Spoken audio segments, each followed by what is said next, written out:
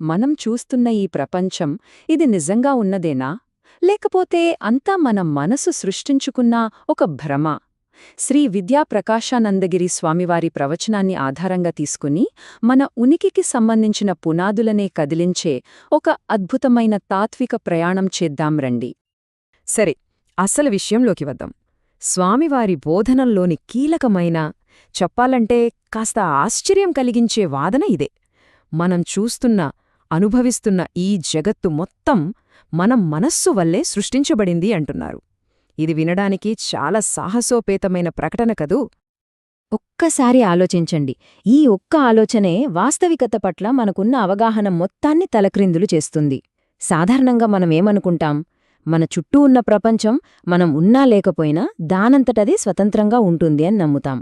కాని ఈ బోధన దానికి పూర్తి భిన్నమైన ఒక చిత్రాన్ని చూపిస్తోంది. ఇంతకీ దీని అసలర్థమేంటో ఇప్పుడు కొంచెం వివరంగా చూద్దాం. ఈ ఆలోచన అదేదో కవిత్వంలో చెప్పినట్టు ఊరికే అన్నమాట కాదు. దీని వెనుక అద్వైత వేదాంతంలో చాలా లోతైన మూలాలున్న ఒక నిర్దిష్ట తాత్విక సిద్ధాంతముంది. దానికి ఒక పేరుగూడా ఉంది. ఈ సిద్ధాంతం వాస్తవికతను ఎలా చూస్తుందంటే అది మన గ్రహణశక్తి మీద ఆధారపడి ఉంటుంది అంటుంది. అంటే సింపుల్గా చెప్పాలంటే దృష్టి ఉంటేనే సృష్టి. మనం ఒక వస్తువును చూడనంతకాలం ఆ వస్తువు మనకు సంబంధించి ఉనికిలో లేనట్టే అన్నమాట. ఇది ఈ కాన్సెప్ట్ని ఇంకాస్త సింపుల్ చేస్తుంది. ఉదాహరణకు, మనం గాఢ నిద్రలో ఉన్నప్పుడు మనకు ఈ ప్రపంచం అసలు కనిపించదు. ఎందుకంటే ఆ సమయంలో మనసు పనిచేయడం లేదు. సో, స్పృహతో చూసేవాళ్లు లేనప్పుడు ఈ కనిపించే ప్రపంచం కూడా మాయమైపోతుంది అని ఈ సిద్ధాంతం సూచిస్తోంది. మరి ఇంత గంభీరమైన సత్యాన్ని గ్రహించడమెలా? స్వామివారి ప్రకారం ఇది ఏదో పుస్తకాలు చదివితే వచ్చేసే విషయం కాదు. దీనికే ఒక రకమైన సాధన కావాలి. ఆ సాధన ఎలా ఉంటుందో ఇప్పుడు చూద్దాం. సో, ఇక్కడ అసలు పాయింటేంటంటే ఇది కేవలం నేర్చుకోవడం కాదు. ఇది పూర్తిగా పరివర్తన చెందడం. మనస్సును శుభ్రం చేసి దాన్ని ఇలాంటి సూక్ష్మమైన సత్యాలను గ్రహించేలా సిద్ధం చేయడమెలా? ఈ ప్రవచనం ప్రకారం ఒక ఆధ్యాత్మిక సాధకుడికి 4 ముఖ్యమైన అభ్యాసాలు పునాదుల్లాంటివి.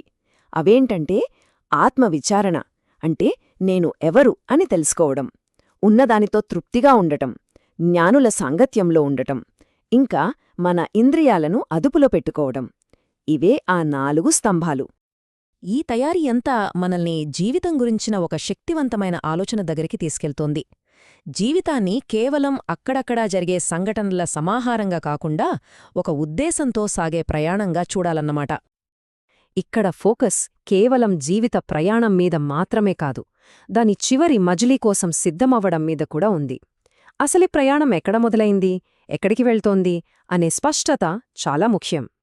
ఈ పదం దేన్ని నొక్కి చెప్తుందంటే ఒక వ్యక్తి తన ప్రయాణాన్ని ఎలా ముగిస్తాడు అనేది చాలా చాలా ముఖ్యం.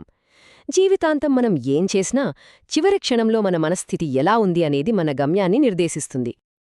చూడండి, ఈ భావన ఎంత ముఖ్యమైందో చెప్పడానికి ఇదే ఉదాహరణ. ఇది హిందూ ధర్మ గ్రంథాల్లో ఒక కీలకమైన ప్రశ్న. సాక్షాత్తు అర్జునుడే శ్రీకృష్ణుండి అడిగాడంటే దాని ప్రాముఖ్యత మనం అర్థం చేసుకోవచ్చు. ఈ తయారీ అనే ఆలోచనను ఇంకా బాగా అర్థం చేసుకోవడానికి స్వామివారు ఒక శక్తిమంతమైన, చాలా తేలికగా గుర్తుండిపోయే ఉదాహరణ వాడారు. ఒక్కసారి ఊహించుకోండి, ఒక యాత్రికుడు హిమాలయాల గుండా బద్రీనాథ్కి బయల్దేరాడు. ఆ ప్రయాణం చాలా కష్టమైంది, ఎంతో జాగ్రత్తగా అడుగులు వేయాలి. కాని ఈ ప్రత్యేక యాత్రికుడు ఏం చేశాడంటే ఏకంగా 12 పెట్టెల సామానుతో బయల్దేరాడు. అది అసంబద్ధమైనంత బరువు. ఆ బరువుతో అతను ప్రయాణాన్ని కొనసాగించడం అసాధ్యం కదా. ఇక యాత్రలో ఆనందమెక్కడుంటుంది? ఇక్కడ ఆ భౌతిక సామాను దేనికి ప్రతీక అంటే మన జీవితంలో మనం మోసే కంటికి కనిపించని సామానుకు. మన కర్మలు, మన బంధాలు, రాగద్వేషాలు ఇవన్నీ మన ఆధ్యాత్మిక ప్రయాణాన్ని భారంగా మార్చేస్తాయి. అందుకే ఆ అంతిమ క్షణానికి సిద్ధంగా ఉండటమంటే మన అనుబంధాలు, మన కర్మల బరువును వదిలించుకోవడమే. ఆ బరువులు దించుకున్నప్పుడే మన ప్రయాణం తేలికగా, ఆనందంగా సాగుతుంది. ఈ విశ్లేషణ మొత్తం మనల్ని ఒక ముఖ్యమైన ప్రశ్న దగ్గర ఆపుతుంది. మన జీవిత ప్రయాణంలో మనం మోస్తున్న అనవసరమైన బరువులు ఏంటి? వాటిని ఎలా దించుకుని స్వేచ్ఛగా ముందుకు సాగాలి? ఈ ఆలోచనతో ఈ రోజుకి ముగిద్దాం.